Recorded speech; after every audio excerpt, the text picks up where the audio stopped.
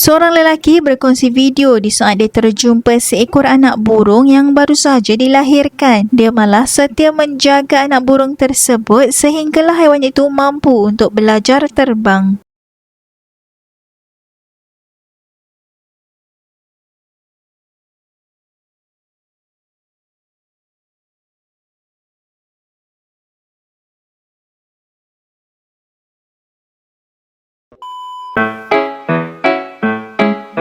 Do ba do ba do ba do ba do ba do ba do ba do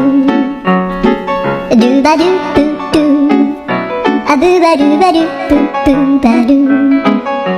a do ba do ba do a do ba do ba do do do a do ba do ba do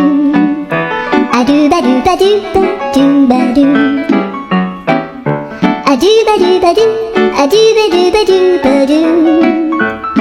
a do ba do ba do ba do ba do a do do do do a do ba do ba do a do ba do ba do ba do ba do a do ba do ba do do do ba do yeah.